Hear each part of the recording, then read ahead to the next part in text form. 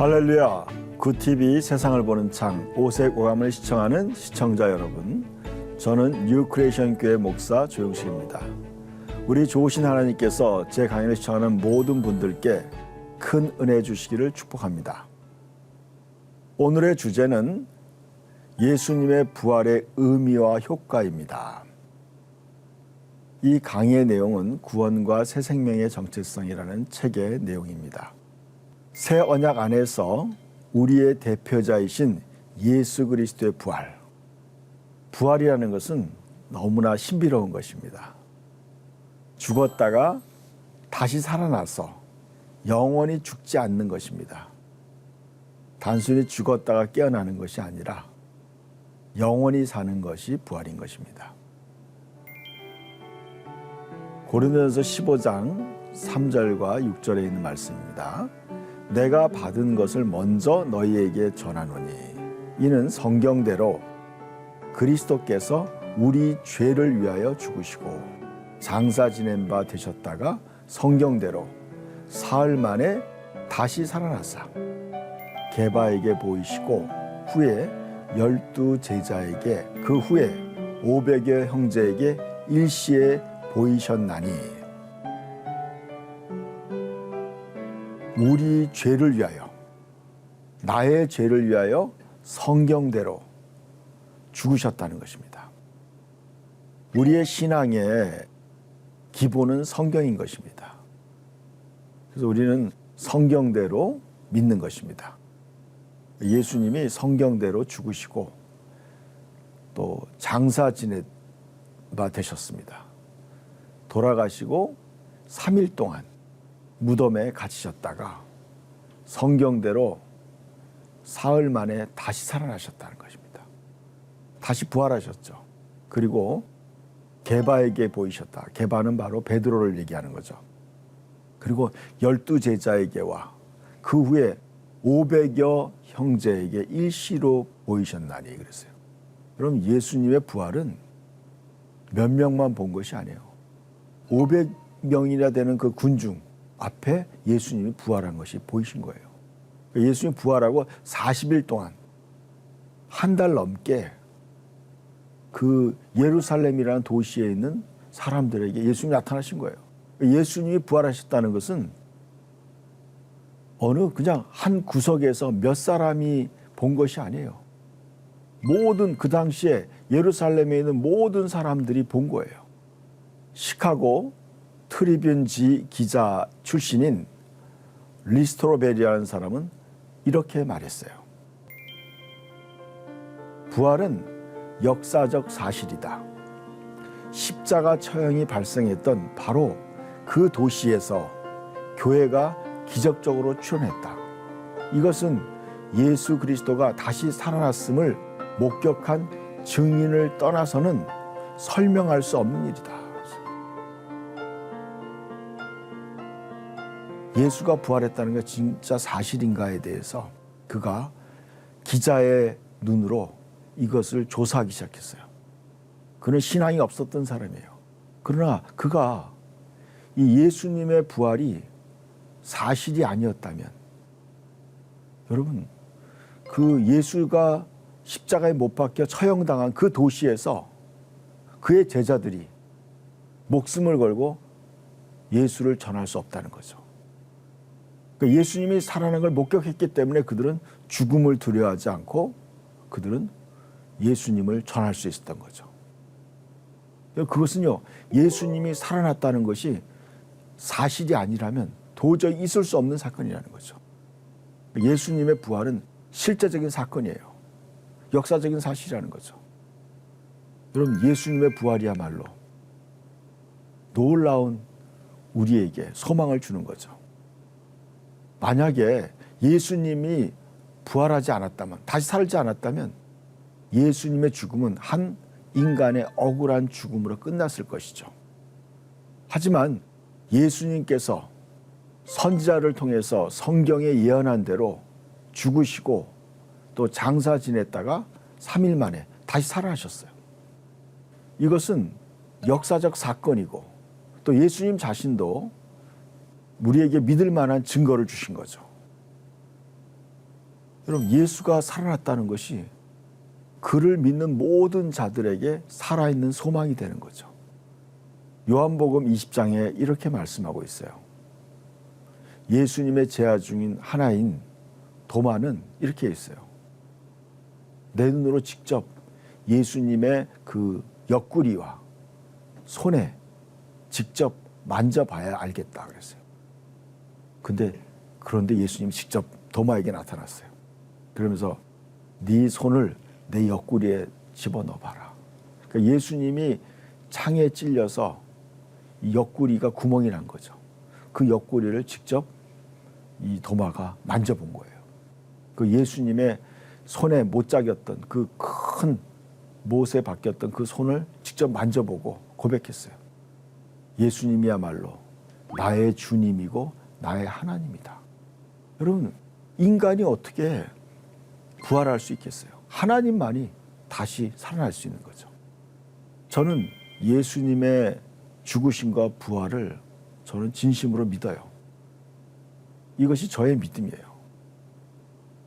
그렇다면 예수 그리스도의 부활이 나에게 주는 의미와 효과는 무엇일까? 제가 이런 표현을 몇 번 썼어요. 부모가 자식에게 아주 비싼 뷔페 티켓을 사줬어요. 그럼 그 자녀가 식당에 가가지고 김밥하고 국수만 먹고 왔다. 그럼 부모가 얼마나 속상하겠어요. 나는 네가 그 식당에 가서 먹고 싶은 걸 마음껏 배불리 먹고 또 즐기기를 원했는데 너는 겨우 김밥과 국수만 먹고 왔느냐. 하나님께서 예수님의 죽음과 부활을 통해서 우리에게 주고자 하는 의미와 효과가 엄청나게 많다는 걸 저는 성경을 통해 알게 됐어요. 그 의미 중에 하나는 이거예요. 예수님께서 죽음에서 부활하심은 죽음을 정복하셨다는 의미예요. 여러분 잘 생각해 보세요. 예수님이 죽음에서 다시 부활했다는 것은 죽음을 정복했다는 거예요.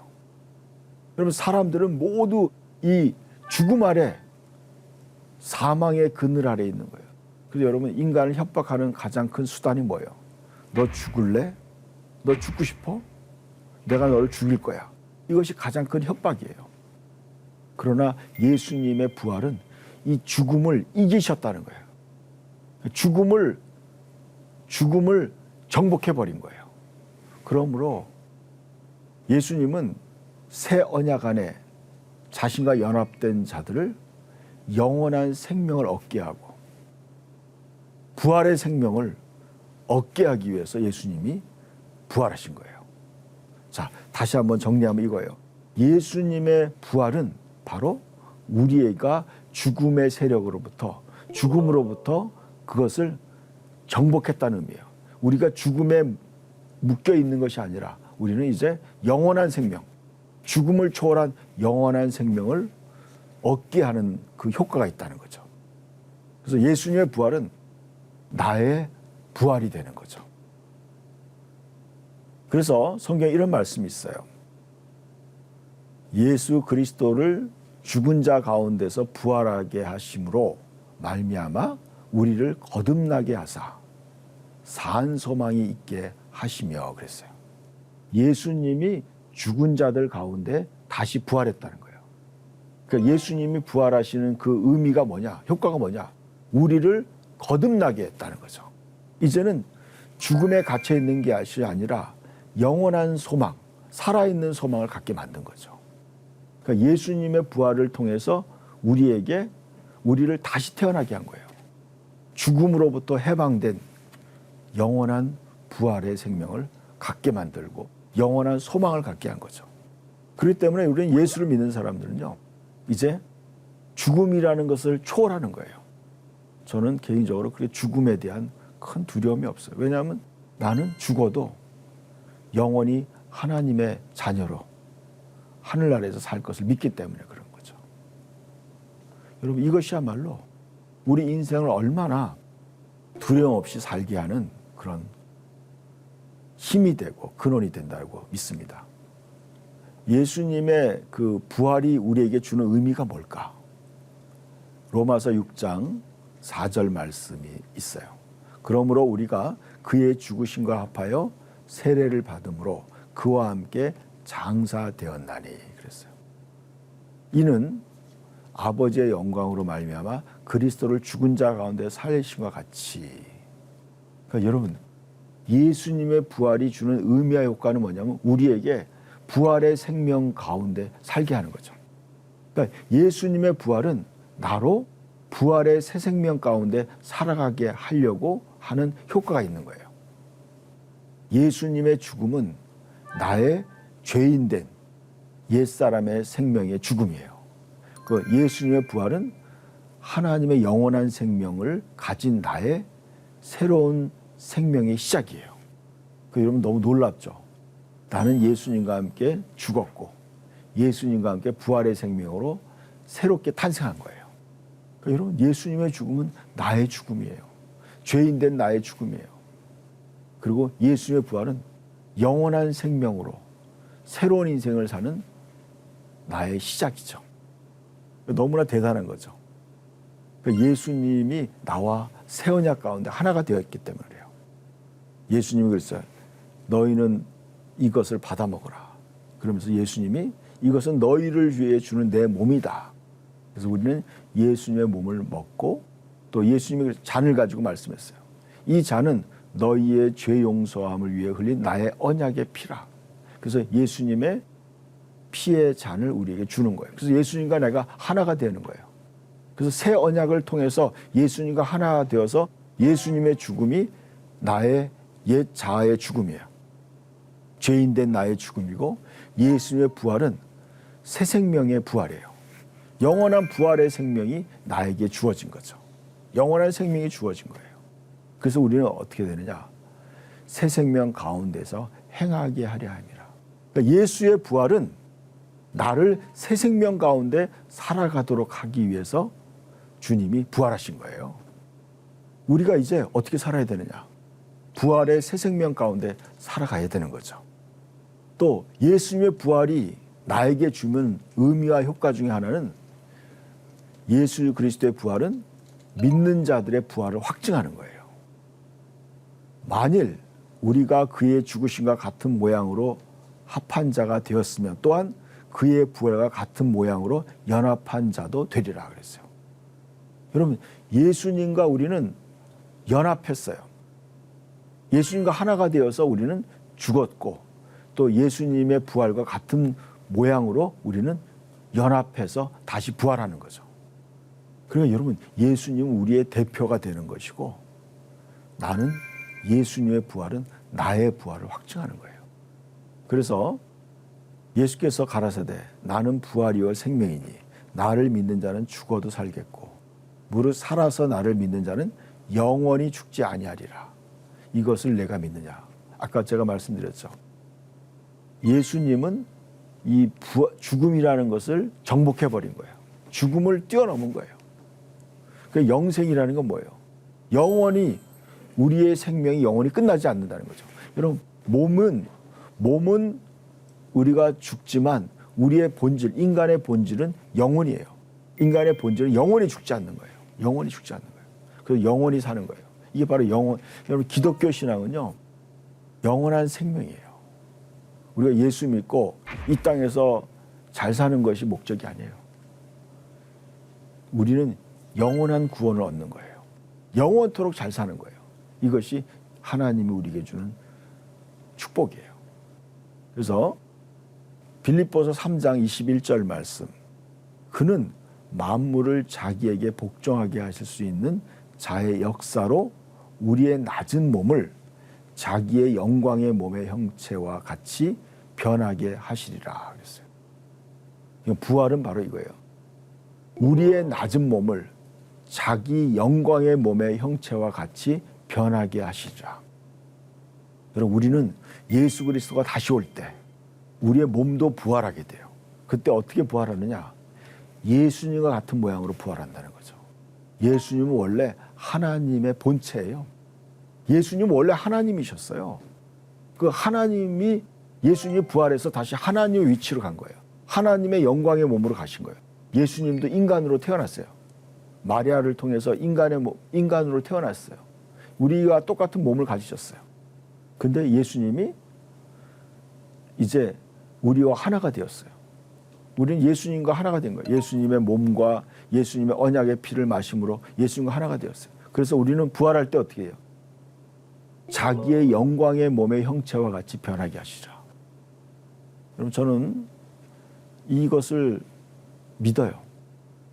이 성경을 연구하면서 너무나 영광스러운 걸 발견했어요. 우리가 하나님의 아들 예수님의 그 영광스러운 몸으로 변화된다는 거예요.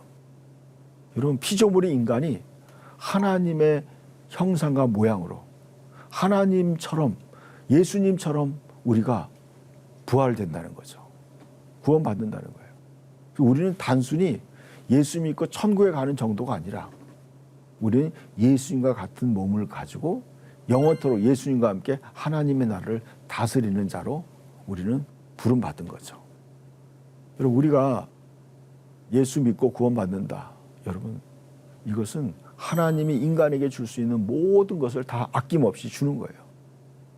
그래서 저는 우리의 믿음 생활이 얼마나 소중한가, 그거에 대해서 여러분이 깨닫기를 축원합니다. 고린도전서 15장 20절부터 읽어드리겠습니다. 이제 그리스도께서 죽은 자 가운데서 다시 살아나사 잠자는 자들의 첫 열매가 되셨도다. 사망이 한 사람으로 말미암았으니 죽은 자의 부활도 한 사람으로 말미암는도다. 아담 안에서 모든 사람이 죽은 것 같이 그리스도 안에서 모든 사람이 삶을 얻으리라. 그러나 각각 자기 차례대로 되리니 먼저는 첫 열매인 그리스도요, 다음에는 그가 강림하실 때에 그리스도에게 속한 자요 라고 말씀하고 있어요. 죄와 사망 아래 갇혀 있는 거예요. 그러나 그리스도 안에서 모든 사람이 부활의 생명을 얻는다는 것입니다. 아멘. 여러분, 우리가 예수 그리스도의 부활의 생명, 새 생명을 얻어서 우리는 영원한 삶을 시작하는 거예요. 이 땅에서부터 영원한 삶을 시작하는 거예요. 그래서 여러분, 예수님이 첫 열매라는 거죠. 부활의 첫 열매예요. 그래서 첫 열매, 두 번째 열매, 세 번째 열매. 여러분, 우리는 계속 예수님의 열매가 되는 거예요. 아담 안에 모든 사람이 수십억, 수백억, 수천억의 인구가 아담으로 말미암아 죽음 아래에 있는 그런 열매였어요. 죄인의 열매였어요. 우리는 이제 그리스도의 후손이 된 거예요. 우리는 예수 그리스도 안에서 영원한 생명을 얻은 거예요. 그래서 우리는 예수님처럼 영원한 부활의 생명을 얻게 되는 거죠. 그러니까 예수님의 부활이야말로 여러분 정말 하나님의 축복의 하이라이트. 그래서 우리가 왜 주일날 예배를 드리느냐. 예수 그리스도 부활한 날 우리가 예배 드리는 거예요. 그게 주일날이죠. 예수님이 안식구 첫날 부활하셨어요. 그러니까 예수의 부활이 바로 우리의 새로운 영원한 안식의 삶의 시작이에요. 영원한 안식에 들어간 거예요. 영원한 부활에 들어간 거예요. 우리가. 그러니까 예수님의 부활은 나의 부활을 기념하는 거예요. 그래서 우리는 이제 주일날 예수님 부활하신 그날 우리는 예배를 드리고 성찬을 하고 하나님을 찬양하는 거죠. 또 예수님의 부활이 주는 의미 중에 하나가 또 이런 거예요. 나를 의롭게 하기 위한 것이에요. 예수님의 부활이 나에게 주는 의미는 뭐냐? 또 예수 그리스도의 대속적 죽음과 부활은 믿음으로 주님과 연합한 자들을 의롭게 하기 위한 것이었어요. 예수는 우리가 범죄한 것 때문에 내어줌이 되고 또한 우리를 의롭다 하시기 위하여 살아나셨느니라 그랬어요. 예수님이 부활한 것은 이제 죄가 다 해결됐다는 거예요. 이제 너는 그리스도 안에서 의롭게 되었다는 거죠. 여러분, 예수님의 부활은 내 죄가 해결됐다는, 내가 의롭게 되었다는 그런 의미와 효과가 있는 것입니다. 또 다른 의미가 있어요. 예수님의 부활의 의미. 예수님이 나의 주가 되기 위해서 부활하신 거예요. 사도행전 2장 36절 그런즉 이스라엘 온 집은 확실히 알지니 너희가 십자가에 못 박은 이 예수를 하나님이 주와 그리스도가 되게 하셨느니라 그랬어요. 예수님이 우리에게 어떤 의미냐? 예수님은 주와 그리스도가 되셨다. 주님이라는 것은 예수님은 우리의 삶의 주인이에요. 그리고 예수님이 그리스도가 됐다. 우리를 구원한 자가 예수님은 주 예수 그리스도라고 그러죠. 예수님이 바로 주인이시고 우리를 구원한 구원자라는 거죠. 로마서 14장입니다. 우리가 살아도 주를 위하여 살고 죽어도 주를 위하여 죽나니 그러므로 사나 죽으나 우리가 주의 것이로다. 이를 위하여 그리스도께서 죽었다가 다시 살아나셨나니 곧 죽은 자와 산 자의 주가 되려 하심이라 그랬어요. 그러니까 예수님의 부활은 우리의 주인이 되려고 예수님이 부활하신 거예요. 예수님이 우리의 주인이 된다는 어떤 의미일까?